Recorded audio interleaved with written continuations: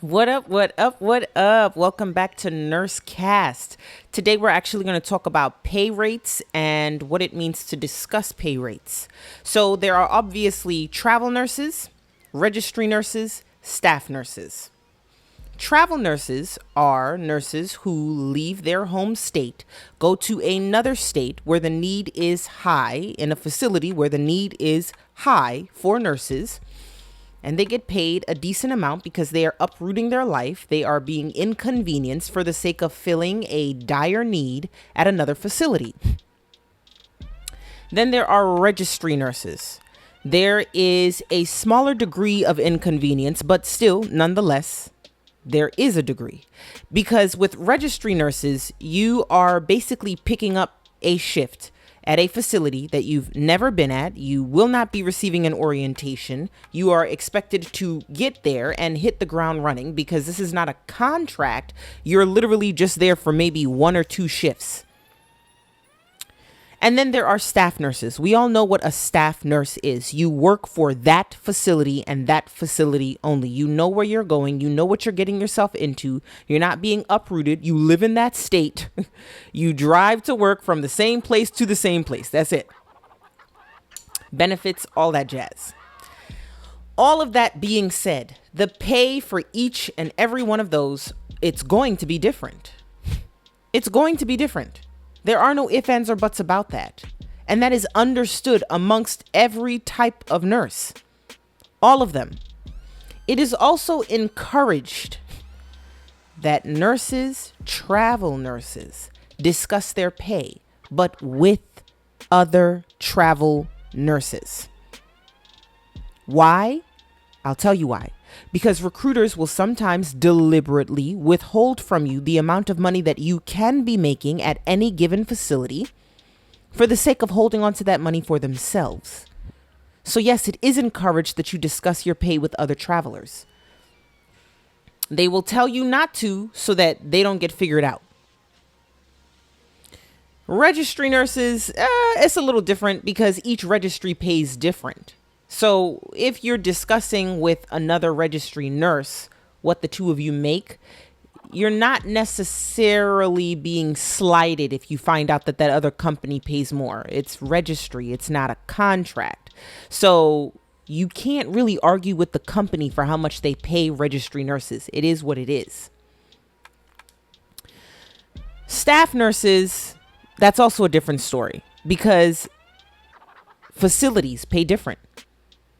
Let's say, for example, there's the facility of the West and the facility of the East. They're down the street from one another, but the facility of the West pays an extra $5 more an hour. The facility of the East, however, has phenomenal benefits. None of the above have anything to do with the other. So that brings me to my next point. I don't feel like staff nurses need to ask travel nurses how much they make because what is that going to do for you? Sometimes, and not sometimes, most of the times what I feel is incredibly disrespectful is when a staff nurse says, well, how much do you make? Or that's one. Or two, if somebody's talking about something and it has to do with how much it'll cost, a staff nurse will be like, well, I'm sure you can afford it with how much money you're making. And that's a real petty, slick way of trying to get someone to tell you how much they make. That's annoying. That's disrespectful. It's childish. We're adults. What are you doing?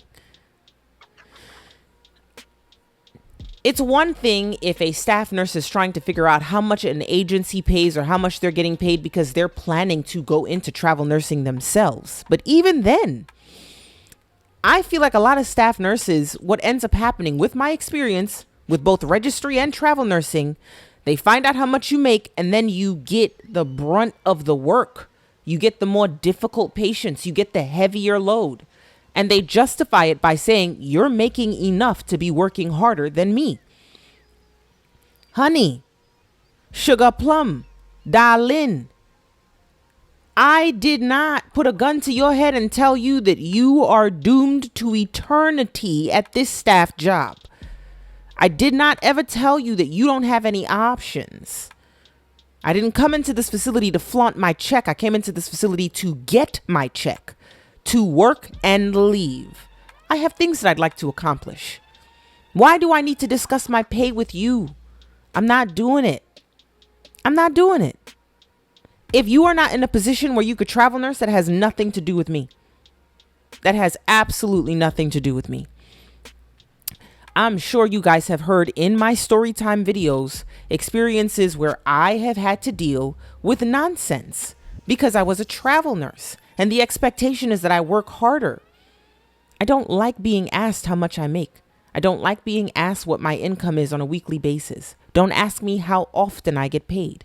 Don't ask me about my benefits because I always feel like your motives are ulterior. I always feel like you are questioning me because you are already jealous. You are already annoyed.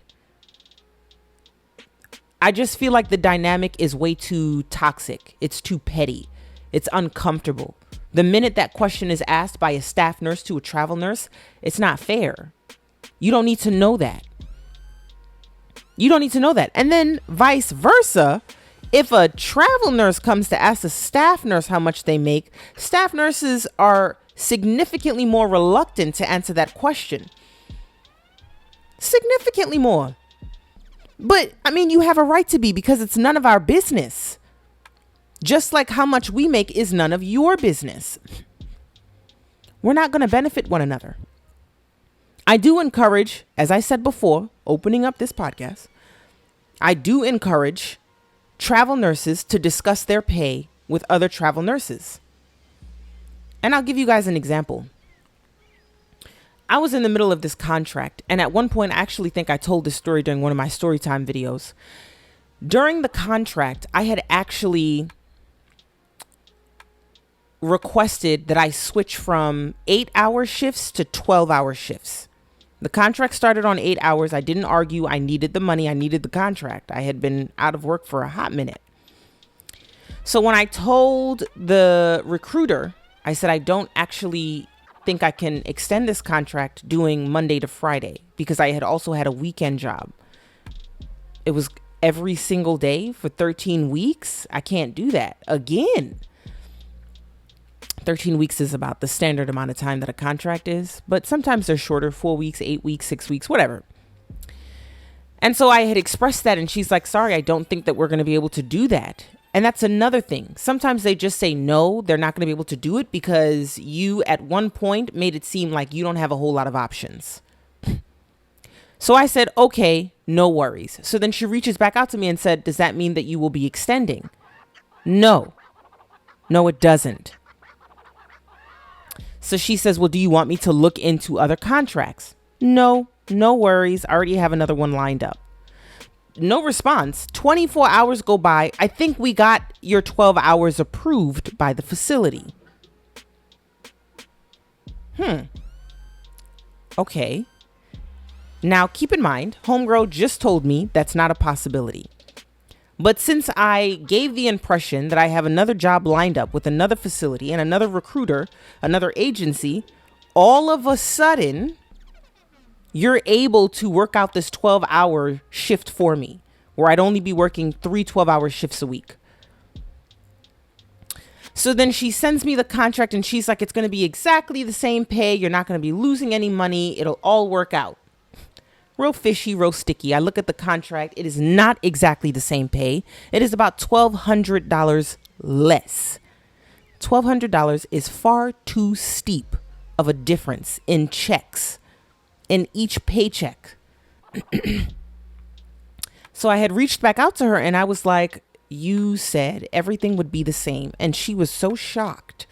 Oh my goodness, I had no idea. And I don't believe you. I did not believe not an ounce of it. And this is what I'm telling other travel nurses. You have to stay on your P's and Q's. Your recruiter is not your support system. They are not your backbone. They are not there for you. They are there for themselves. You have to read that contract through and through. You have to make it abundantly clear that this is what you want as your take home. Because they also have the tendency to tell you what the gross is. Yeah, you'll be able to bring home X amount of money a week. You'll be able to bring home $15 a week. Just an example. And then you look at the contract, and even though it does say $15 a week, you need to pay attention to where it says gross or net. $15 is what you're asking for, but that's not what you're going to end up getting, because that $15 is gross. Yes, I know that a lot of us understand what gross and net is, but that's how these recruiters get you. They'll give you the gross pay rate and you'll get excited, and you won't pay attention to the fact that this is not your take-home pay. And it stresses people out, because after you accept the contract, you take a minute and you have to question, can I afford to walk away from this contract right now until I can get a better paying one? Which is why I recommend have your per diems lined up. Have multiple per diems, because in between contracts, there will be times when contracts will be paying very little money, like less than the staff rates. And so at that point, you have to set yourself up for success. Go ahead and work with those per diems, because you're going to get paid working per diem more than if you were to go on as a staff, regular staff. Work in those per diem facilities until the contracts start to look better. Create a support system for yourself. Create a backup plan for yourself so that these recruiters don't end up pulling one over on you. It's in those moments where you really don't have much of an option, where you don't have income coming from anywhere else, where you end up getting sucked into a trap by the recruiters. I'm telling you, you've got to support yourself. You have got to be careful. Another thing I wanted to talk about as far as travel nursing is concerned is insurance. Some travel companies offer health insurance, others don't. But what sucks is that regardless of whether they offer it to you when the contract is over, the insurance is over. Set up insurance for yourself so that also in between those contracts, you're still covered. You have got to, travel nursing is great, but there are so many benefits that you miss out on as a travel nurse. You don't have the healthcare benefits, the dental, the vision. You don't have those paid days off. So if you're done, like if you're off, you're off. That's it. There's no well, there is sick time in some states. Like California has paid sick time. Some states have paid sick time off, but you get significantly less than the staff nurse. So you've got to be really careful. You've got to read the fine print. Travel nursing is great. There's luxury in it. There's beauty in it. There's opportunity in it, but there's also pettiness in it. There's also misbehavior in it. There's sneaky aspects of it that if you're not careful, you're going to get sucked right in, and then you're going to get trapped in a contract where you're very unhappy and you're not getting paid very much. We also have to remember, we have to learn how to stick up for ourselves. We have to know when to tell a recruiter that you're not happy and you won't be returning. And they love to scare you with you're going to end up on the do not return list. They are directly affected. I'm not telling us to be selfish and to not think about the recruiter, because there are some lovely recruiters out there. But at the end of the day, you're here to make money. You're not coming to work at a facility where the staffing is trash. The patient population is heavy on heroin and drug abuse. So you're dealing with a specific type of symptoms on a consistent basis, and it tests your patience. You're not here for shits and giggles. You're here to collect that check, to pay off the debt, to pay off the school loans, the credit cards, to buy a house. You have goals just like the recruiter has goals. And you got to put yourself first. You have to. So I recently posted a video where I actually discussed certain things in nursing. It was brief. I wanted to go into more detail here on the podcast channel. I just wanted you guys to see that I'm looking into what you're asking for. A lot of you guys are asking for more information on certain things. So I'll try to make these podcast episodes and some of my videos more informative. But a lot of people had a lot of questions about travel nursing and how to not end up being taken advantage of, because it's very, very easy. Another thing that you guys have to keep in mind as well, when it comes to acknowledging that someone is getting paid significantly more than you, you can write a letter to the recruiter and say, I'd like to switch agencies. And that would be documented. And after documenting that, you can switch agencies. You have the option. And a lot of these recruiters will try to make it seem like you don't have any options. Like the facility will not accept this and the facility will not take this. And sometimes it'll also benefit you to not share very much information with your recruiter. Don't tell your recruiter that you have something else lined up. Don't tell your recruiter that you have other recruiters, that you are working with other agencies, because they know what to say to get you to pause in your pursuit for more pay, better pay. Some travel nurses, they're digging themselves out of some holes, and they're doing travel nursing and per diem nursing in the same state that they're taking that contract. If I don't have to do that because the pay at this contract is sufficient, then I would like to know that I have the option to do that. But in order to do that, that also means that you have to get comfortable with giving your recruiters ultimatums. It doesn't have to be a war. It doesn't have to be a game of who can be more petty. You just have to be willing to stick up for yourself. You just have to be an advocate for yourself. There are plenty of nurse recruiter relationships that are beautiful. They've become friends. I'm not trying to completely shit on them, but experience is experience. Exposure is exposure. And I'm just dropping a little bit of this knowledge, everything that I've learned from being a travel nurse on to you guys.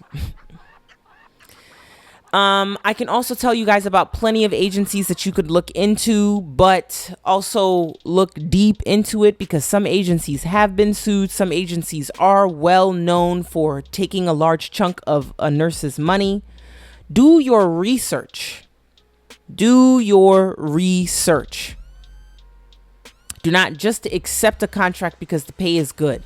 Some agencies are well known for dropping the rate on a weekly basis. You start out making $30 a week, just an example. And then next week you hear a call from your recruiter. You know what? They actually have to drop the rate to $20 a week. Next week it's $10 a week. That's not fair. And that's another point in time where you have to be comfortable with saying, you know what? I'm not doing this. I didn't get here to be paid as much as I could have been making in my hometown at my staff hospital.